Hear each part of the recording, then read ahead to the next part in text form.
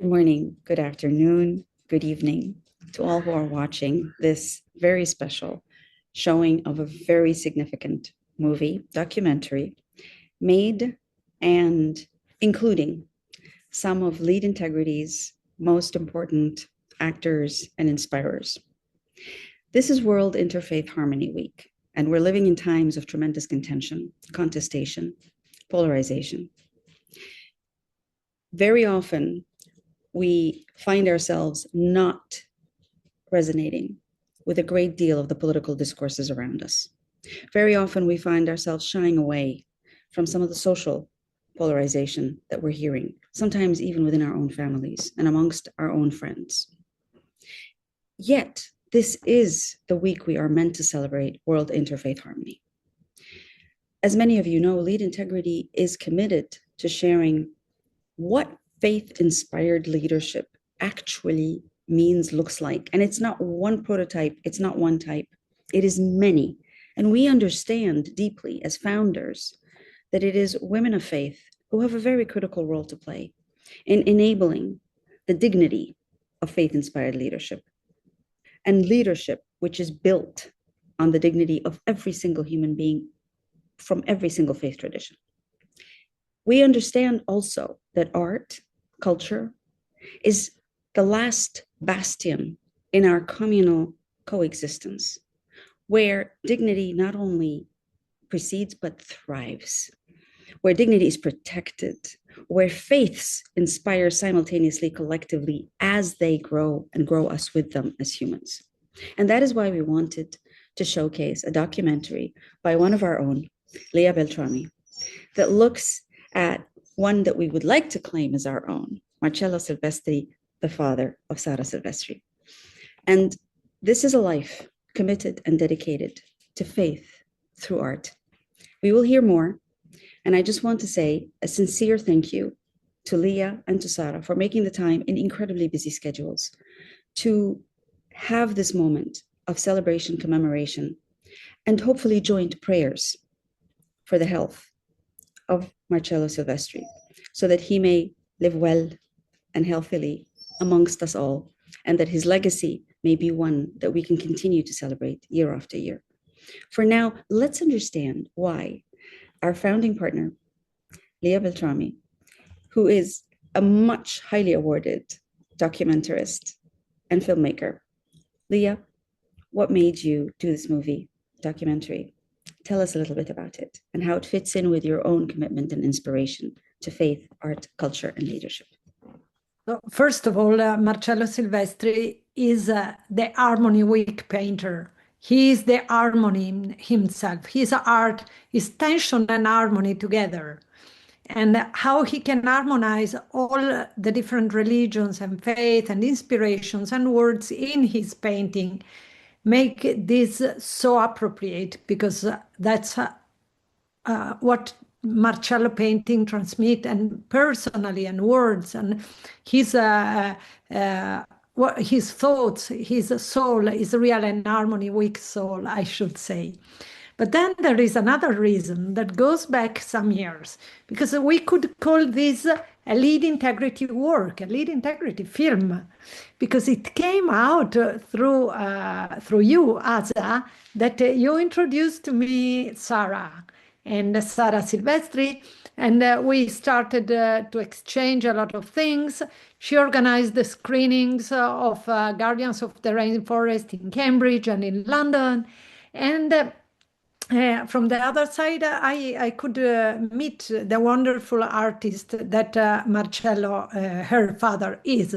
So we organized one of presentation of his books in a festival, and that he came in our exhibition in the Vatican, and then we made together a shared multi-faith art painting exhibition, very important this year during the Jubilee. And then, most of all, I had the honor to curate his most recent exhibition last year. And it was really such an honor and privilege for me to curate his exhibition. So when to Sarah came the idea of the documentary, I said immediately, yes, no way, no way, yes, yes, yes, because I felt like I could share Marcello only with a limited number of people. Because who can go and see an exhibition? Yes, you can say there is a website, there are interviews, but how can you narrate and make a storytelling out of his life?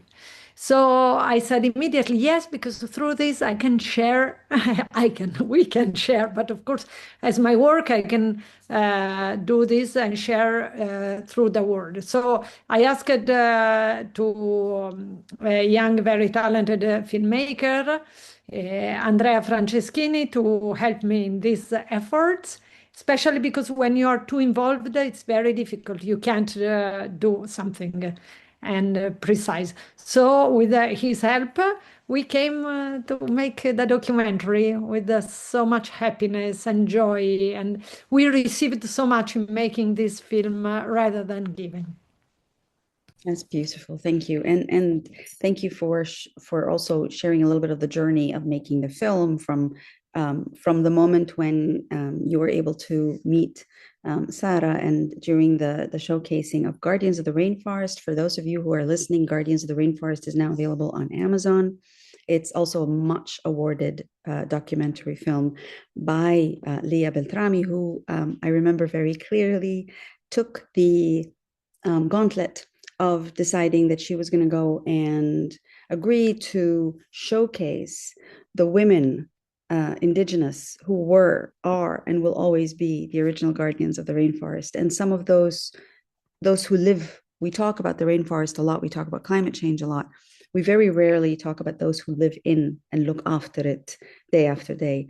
And Leah took a truly brave decision to go and showcase this, and it has paid back remarkably well. It's something that is not there only for as a documentary, but it is a recording of dignity. It is a recording of legacy.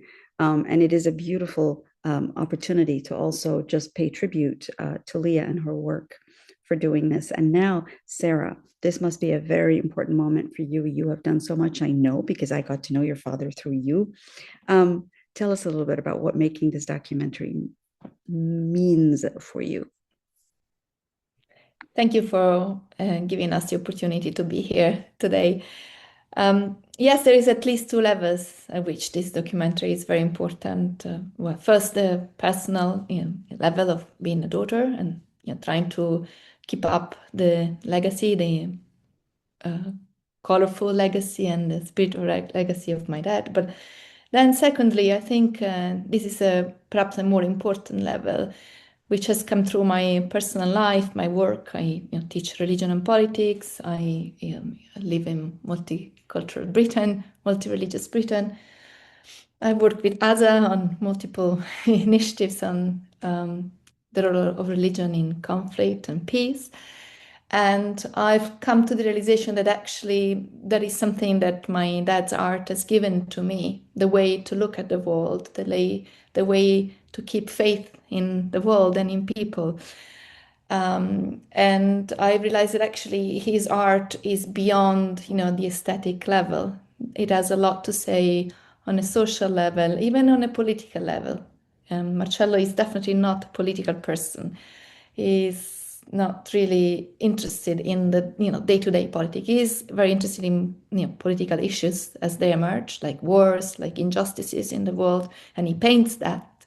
But he's actually able to, through the art, to go beyond the labels of politics, beyond the categories of politics. And so there is then this second level connects in a way with the third level, which is the level of faith. Marcello's art is about faith. It's about his personal experience, encounter with faith, and it's about transmitting the depth of his faith. It's not about converting others, not at all. And it is a confessional type of position he takes. He's not talking about the sacred in a generic way. He does not hide that he's a Christian. But at the same time, the stylistic choice, the symbolic, the colors, the symbols, and the depth through which he talks about his his own entry point into one of the, world religions of the world, is actually shedding all the denominational, in a way, layers to trying to go that straight to, the essence of the sacred. And I think, and I'm beginning to appreciate that more and more, I think now. This is why his art is so much appreciated by people of different faiths and no faith, because it's speaking about hope. It's speaking about the divine, but not one God made with these features and with these laws. It's about, what his path through Christianity has enabled him to understand about spirituality, about the sacred level that is behind the mystery of life. And so he never abandons his origins, the connection with the scriptures, but he is able to convey that experience and the hope that Marcello finds in the scriptures to people of different faiths. And this resonates with me because I work more and more with people of very different faiths and no faith. And I know how difficult it is to speak about religion these days. And you both sort of take it for granted that we understand that this is Marcello, yourselves, that you come from the Catholic faith. It's important to name it because that's a way of honoring it as well. But very beautiful what you said, Sara, that it's not limited to that, even though this is a thriving, huge, the largest faith community, so to speak, in terms of numbers and presence. But it's the deeply spiritual aspect that underlines all commitments to the divine. Beautifully said. Thank you so much, Sara. I think we will reconvene once we get the chance to see the documentary. So now is, I think, a good time over to Leah to ask her to please show us, and we will take ourselves off the screen, so to speak. Thank you for doing this, Leah. Rejoice in the Lord always, and again I say rejoice. Rejoice in the Lord always, and again I say rejoice. Rejoice in the Lord always, and again I say rejoice.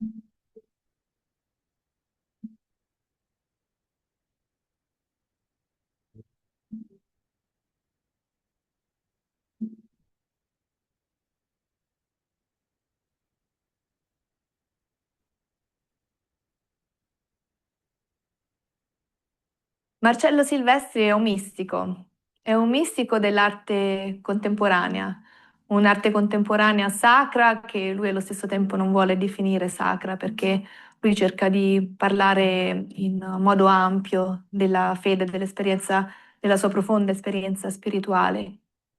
Marcello nasce a Casteldazzano, vicino a Verona, il 13 ottobre del 1945, quindi è appena finita la guerra, è una famiglia di contadini. I suoi genitori Luigi e Lina lo educano alla fede, ai valori tradizionali, semplici della vita di campagna di una famiglia numerosa. A Marcello resta molto impresso questa esperienza di semplicità, di povertà e di ricominciare la vita dopo la guerra, anche se lui non l'ha sperimentata personalmente. Anche quando poi si è trasferito per i suoi studi a Roma e quando poi ha scelto Tarquinia come terra di elezione in cui abitare e in cui svolgere il suo ruolo di artista, ispirato appunto dalla natura, dalla selvaggia Maremma, dai colori del Mediterraneo, dall'arsura della terra, dal profumo del vento della primavera, di questa Etruria, la terra degli Etruschi.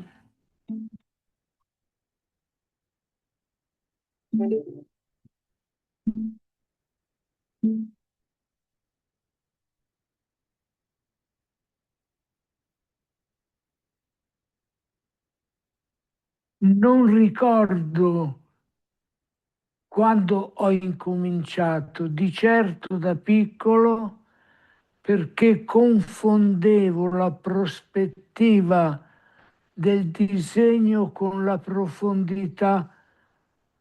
Ad esempio, per allontanare gli oggetti, io schiacciavo con la matita sul foglio per allontanarli, invece non capivo che c'era. Comunque è un istinto che ho sempre avuto.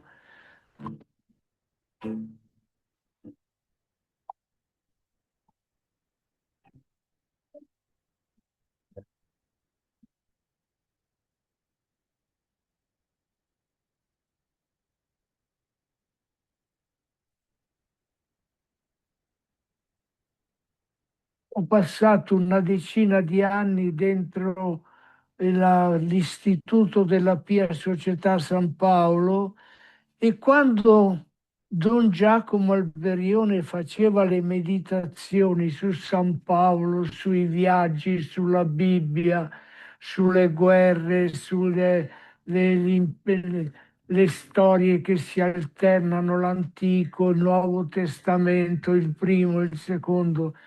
Io scarabocchiavo sui fogli e qua San Paolo che affogava e tutto quello che avevo immagazzinato da Don Giacomo Alberione dentro la mia mente, è esploso con il contatto del mondo protestante, perché il valore della parola nel mondo protestante è stato grandissimo.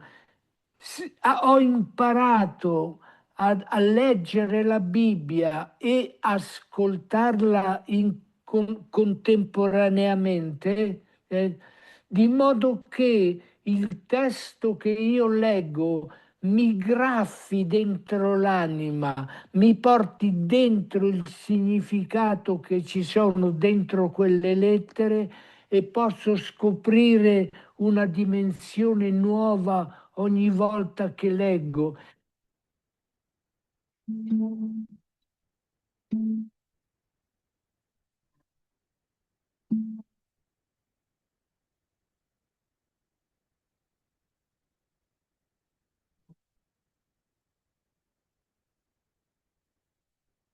La base di tutte le confessioni cristiane sono unite in questo incontrarsi, in questo vivere, in questa dimensione. Ed è nato così in me, è nato l'ecumenismo. Io sono un cristiano ecumenico, ma prima ancora sono apprendista cristiano per essere cristiano ecumenico. Apprendista cristiano per diventare cristiano ecumenico.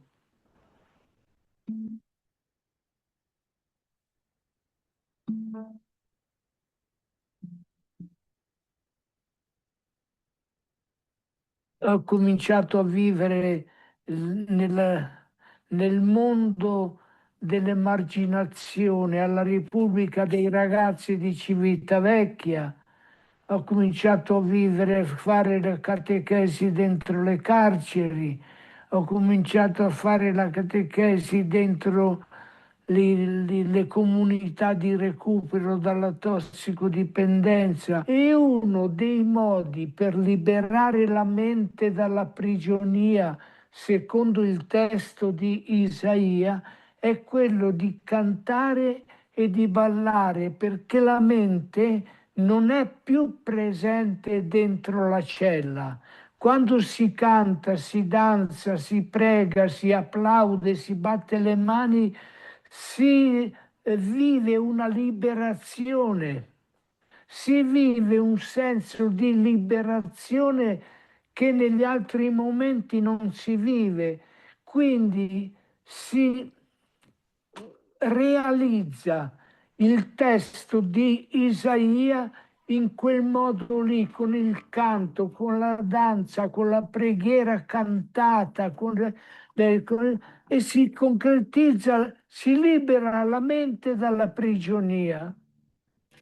Dentro questa realtà ho conosciuto una persona che io credo che sia stato un regalo del Signore proprio, Margherita, mia moglie, e ci siamo sposati e abbiamo tirato avanti la famiglia con due figlie, Sara e Paola, che sono, diciamo, una gioia, un aiuto alla vita, sono una grazia ancora che il Signore ci ha regalato.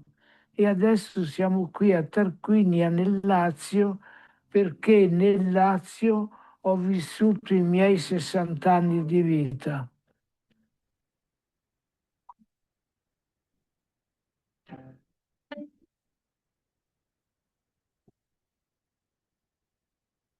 Questa opera rappresenta la bestemmia contemporanea della nostra società. È il quadro che è riferito a Cutro. Questi occhi chiedono pietà, chiedono misericordia, e questo cartiglio è l'ultimo grido che fa la persona prima che la sua voce sia soffocata dalle acque. Ecco perché noi dobbiamo vergognarci di quello che diciamo di essere ed essere più accoglienti nei confronti di chi non ha niente, nei confronti di chi ha bisogno di aiuto, di affetto, di carità, di pace, di benevolenza.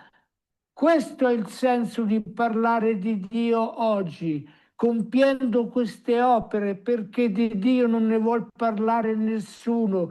E io desidero invece che se ne parli, che se ne parli e che si dica che chi è, che cosa ha fatto, perché il mondo è così cattivo, perché è cattivo, perché ha dimenticato Dio dalla propria coscienza, l'ha cancellato dalla propria coscienza.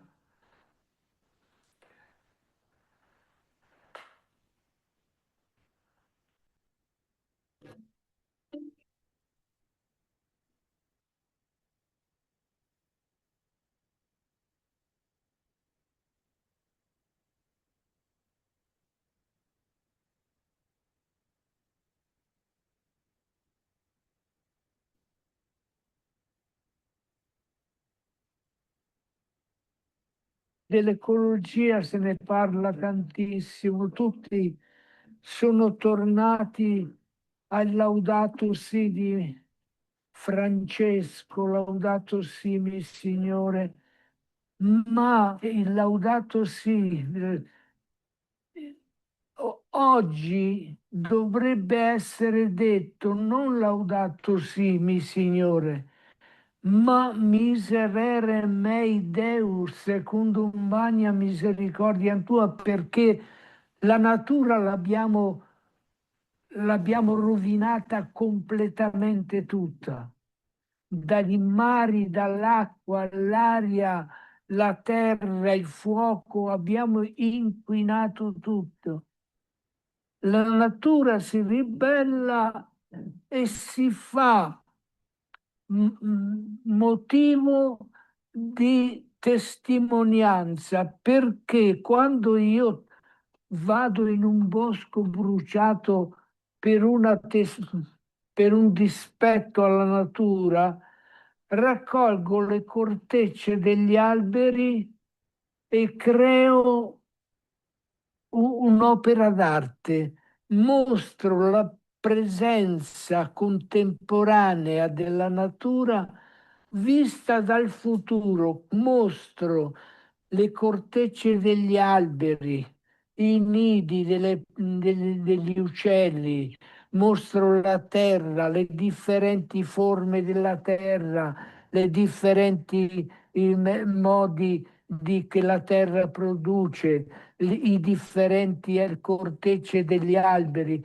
le presento come se nel futuro noi le vedessimo dentro i musei.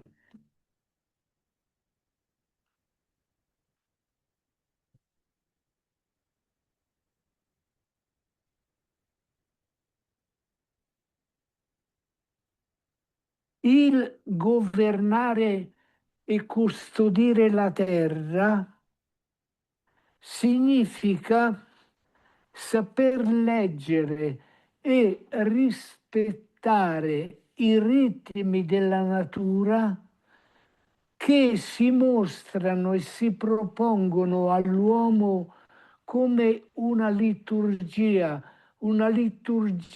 cosmica, sacra, che poi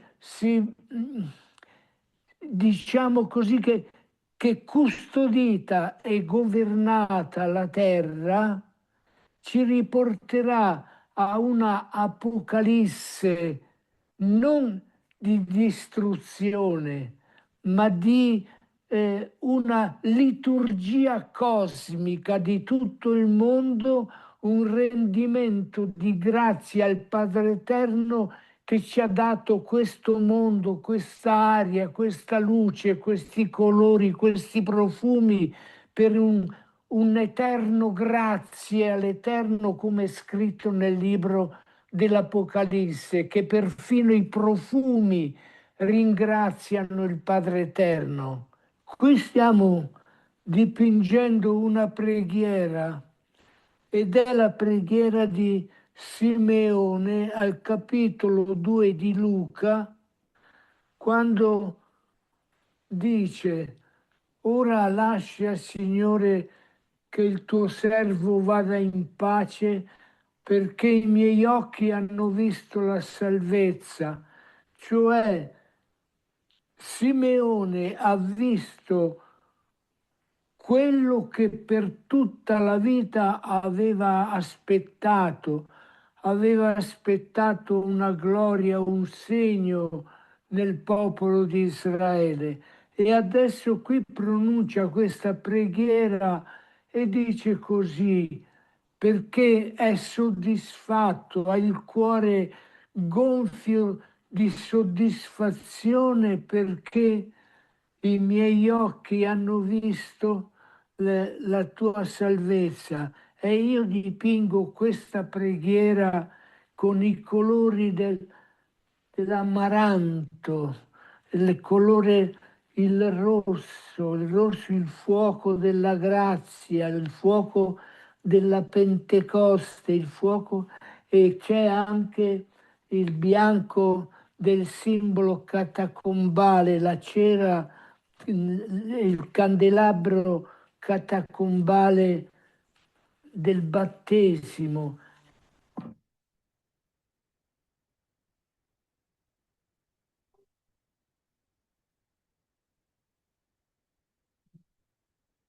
Il fascino della polvere che Dio raccoglie e crea l'uomo. Non ha creato l'uomo coi diamanti, non ha creato l'uomo con l'oro, con l'argento, ha creato l'uomo con la polvere della terra, e la polvere della terra sono le persone emarginate da questa società.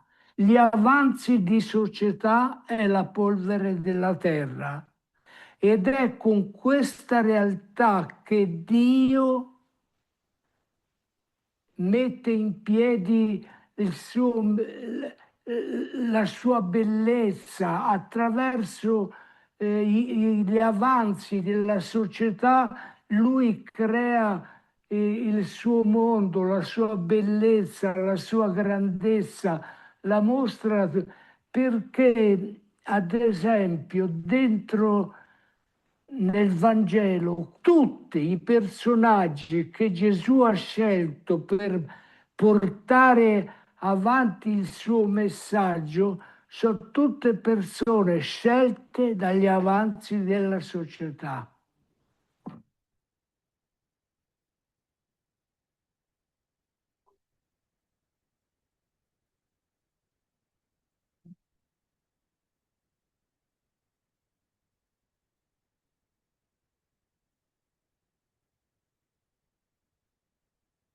Siamo al capitolo 64 di Isaia e fa una fotografia del nostro esistere, del nostro essere e dice tutti siamo avvizziti come foglie, le nostre iniquità ci hanno portato via come il vento, ma tu, Signore, sei nostro Padre.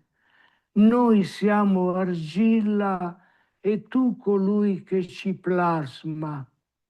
Se entriamo dentro queste parole, vediamo la nostra identità rappresentata dalle foglie che cadono e le foglie che cadono vengono calpestate, vengono bagnate, vengono tritate fino a il vento le trasporta fino a farle diventare polvere.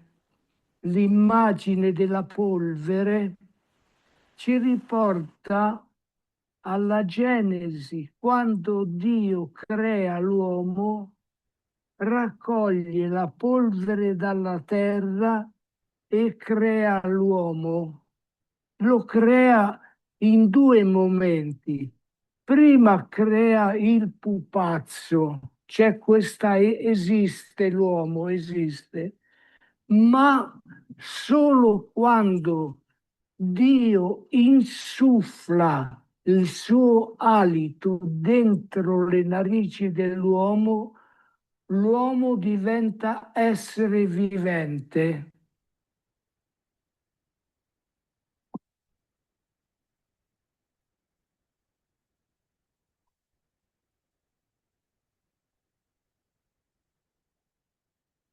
Il compito che mi sembra di dover fare è quello di dare colore al testo che è scritto in bianco e nero, per far sì che la contemporaneità del testo che noi leggiamo sia rivitalizzato con le immagini contemporanee alla nostra civiltà. Man mano che si legge la Bibbia, emergono delle energie come quella del salmista che abbiamo appena raccontato. Tu mi scruti, mi conosci, mi siedo e mi alzo, tu lo sai. Percepire questa grazia che Dio ti è presente, nasce una energia creativa per cui nascono questi lavori, questi quadri. È una energia che nasce dall'ascolto, dalla lettura e dall'ascolto della parola di Dio. La parola di Dio.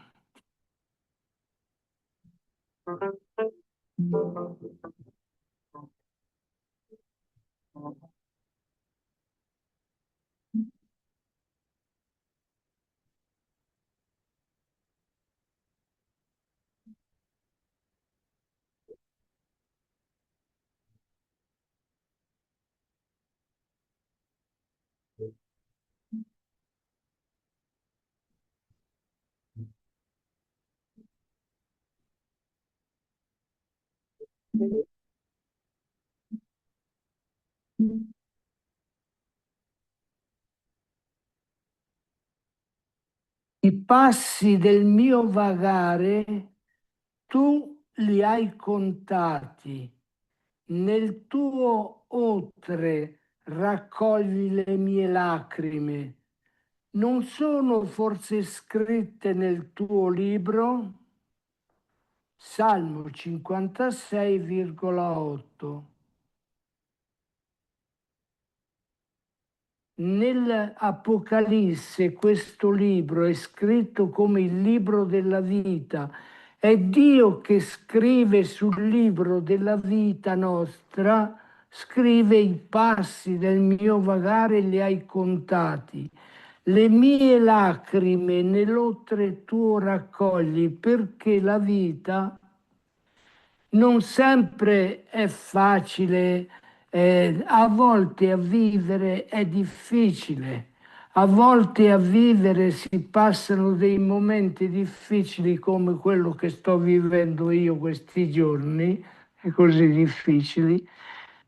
E il salmista gli dice, tu mi scrutini con... È una confessione reciproca tra Dio e l'uomo in una intesa, una integrazione totale dove la vita diventa bella, diventa bello vivere perché c'è Dio che cura la mia vita e c'è il salmista che ringrazia e celebra Dio per quello che gli ha dato.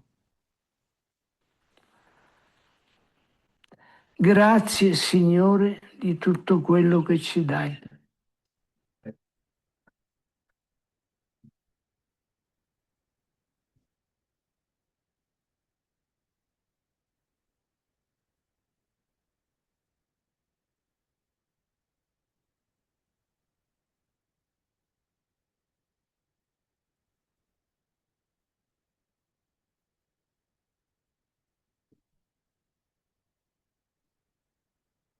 Metà pirata, metà artista, un vagabondo musicista che ruba quasi quanto dà.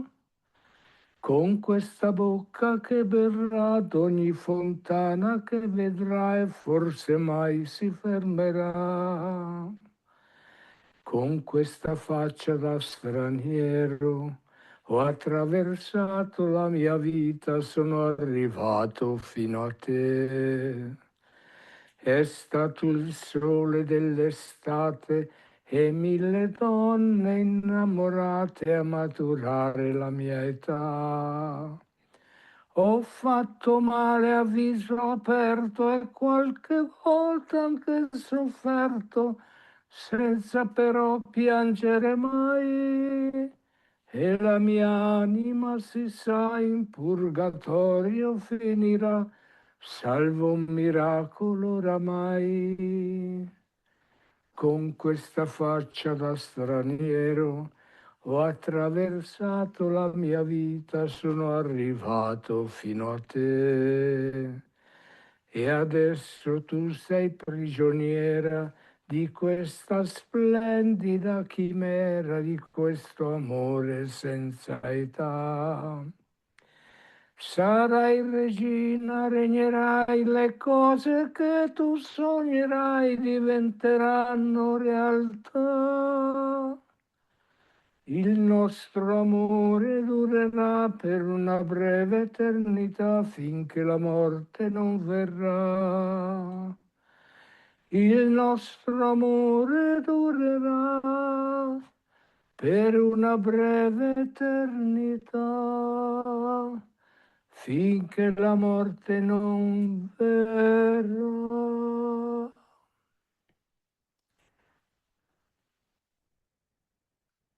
Giorgio Mustaki, Lemetek,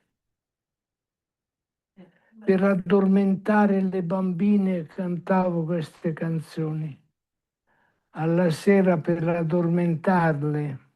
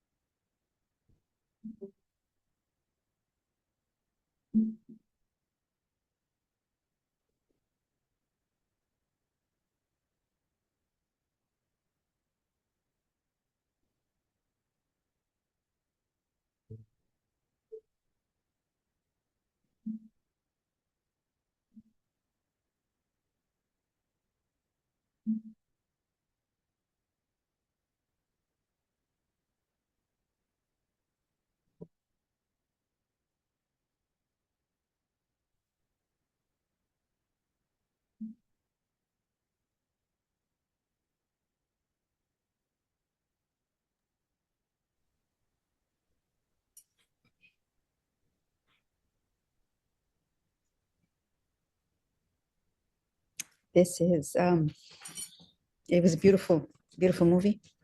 And I just want to register my intense gratitude to you both for enabling me to have a chance to meet Marcello.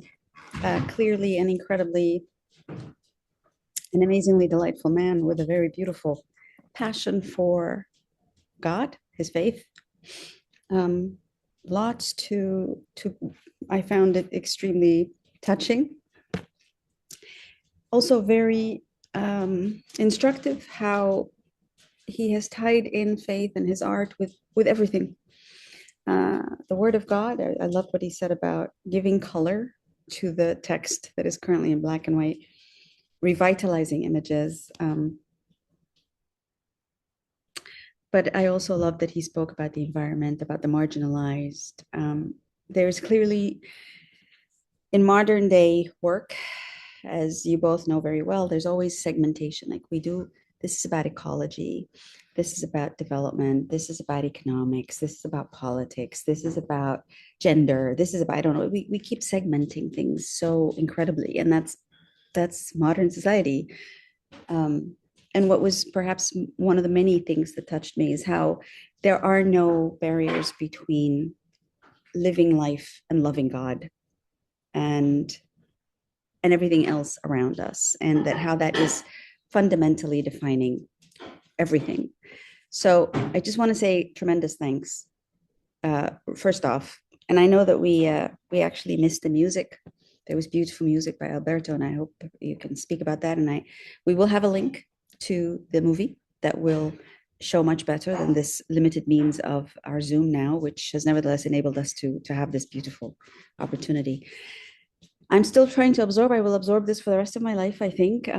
Maybe just turn to Sara for a minute. It's if I can be so moved, I don't know if you can speak, but if you can, maybe just share some of the things in that movie that speak to you most, perhaps, or that you would want to make sure get echoed more and more.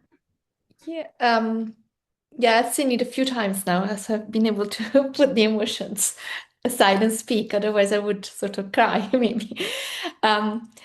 I think what comes through here is that Marcello is really passionate about this, and it's his being.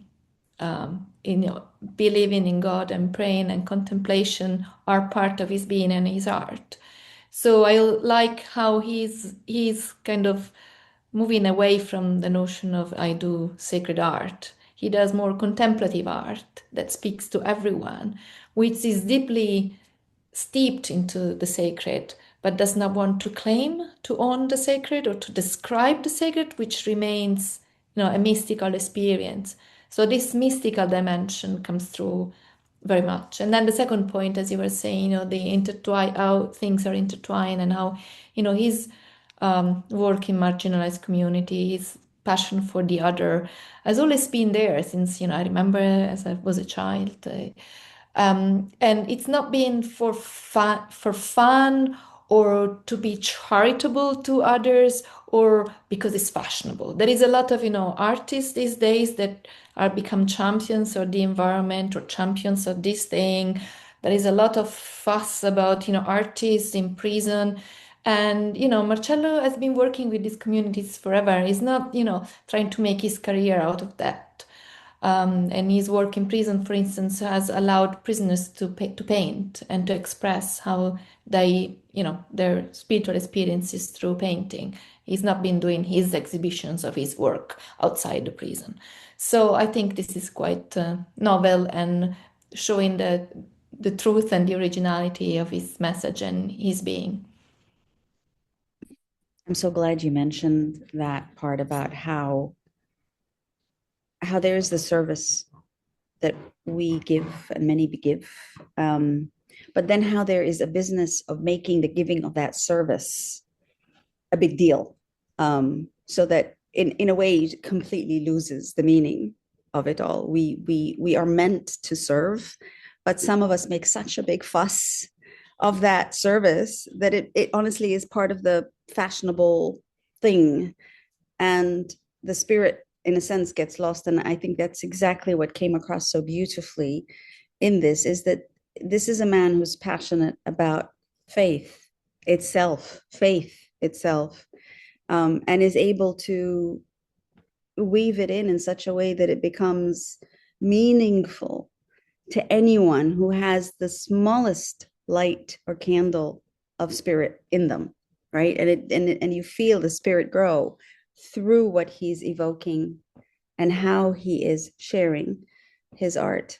And I do think that that's a very beautiful thing. We've kind of forgotten that in our attempt to compartmentalize everything in life. We've forgotten that actually all faith traditions tell us give, absolutely give, but don't make a fuss about the giving. Don't even let your right hand know about your left hand giving. To that extent, we're supposed to be discreet about the act of giving. We forget that completely because we're so busy making a big hullabaloo about the act of giving. And one of the things that comes across so powerfully in his work is that the giving itself is an act of joy. It isn't because he enjoys the reciprocity of what people think, but because he knows this is what God is all about. It is that love to give. Thank you for mentioning that. And I really appreciate it because it's something I'm struggling with a lot. And I know many of us are. Leah, how do you do this? That every single documentary, you go into the very core spirit, soul of the individual, of nature itself, and you somehow manage to evoke it in such a profoundly impactful way. You show it so beautifully, and yet you're never there. You're not there at all. You're never visible in it. And yet your spirit is what makes it, what gives so much behind it. How do you do that magic, Ilya? Tell us a little bit about it, because that is the act of giving selflessly, completely selflessly. Tell us a bit about you in this movie, in the making of this particular documentary, the magic that you weave, that you are. I think most of all is when you have such beautiful subjects. So first of all, I need really to believe 100% in the subject. I could never ever make a film if I don't believe 100% in what I'm making and which story I'm telling. So if I believe 100% in the authenticity of the story, it comes so easy for me to tell this story because I share so much, because I feel the urgency of sharing this story. So I have, the difficulties are the technical difficulties, the hours working on it. And with Marcello, it was so easy from some ways, because art is always connecting humanity to God. Not always, but real art is connecting humanity to God. And in that, like it's playing a harp, so you play the chords of nature, you play the chord of humanity, you play the chords of everything, because you are there playing and being connecting God with humanity. And you bring this connection to the world, like the painting of Marcello. So to narrate this story is just to try to get his inside. From the other side, it's not so easy when trying to find the deep, the core of a person or of a story, and bring out that part. So these ask a lot of meditation, prayer, cleaning of all the pre-idea, the ideas, and all you have inside. You clean everything and try to be as more transparent as possible to narrate this story. And then we are always working in team with my husband, Alberto. We just started this new experience, which we still don't know exactly what it will be at the end, but it's called the Due Due Lab. Go 2 by 2 in the world. So we are sent 2 by 2, and he's composing the music and helping with the editing. And his music was so special. He suffered. For example, I don't suffer when I make a story. I work hard, but I don't suffer. Alberto suffers so much in composing. When he was trying to interpret Marcello, he said, I must do the music that tell us about Marcello. So, and he was making and erasing and making and throwing it down away. And it was an old process. And really it came out at the end of a long suffering and said, okay, I have Marcello now. So he has also another language and another way of doing things. And it's so good that we can work together, and lead integrity in this is very important because it's a line, and it's really gives a kind of direction in all that we are trying to do. I think you give direction, you through your own light, Leah and Sarah, plenty directions. Thank you so very, very much for this. Absolutely, it's a privilege. Honestly, it just feels like an incredible blessing to have this opportunity to showcase this beautiful documentary about an absolutely wonderful human being. Sarah, needless to say, we pray that he is well, that there's peace in him, around him, and we hold your mother and your sister also in our prayers, and yourself obviously in our prayers in this time. This is a very special series of weeks for Muslims, because we are about to, in less than 2 weeks, we will have Ramadan, which is the month in which the Quran came, was revealed. So it's a very deeply, profoundly spiritual moments of reflection, and it means a lot to me to be able to share this moment with you and with your father, Sarah, in this way, so to speak. I wish I could be with him in person, and I loved the ending where he sings the poem that he used to put you to sleep with, the two of you. And I think it's a profoundly beautiful. Everything about the movie is beautiful. I really hope that message of how the energy of the spirit can enlighten, and guide all of us is something that we can continue to honor in our daily lives, but also in our professional endeavors and engagements. Thank you very much indeed for enabling us to the privilege and the blessing of showcasing a little bit of an incredible legacy. And thank you, Leah Beltrami, for continuing to literally enlighten all of us through your remarkable work.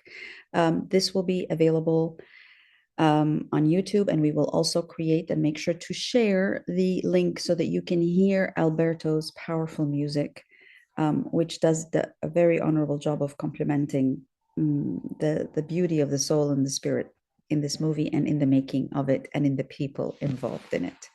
So thank you for joining us, and we look forward to hearing back from those of you who see the movie and can let us know. All the very best to everybody. Thank you.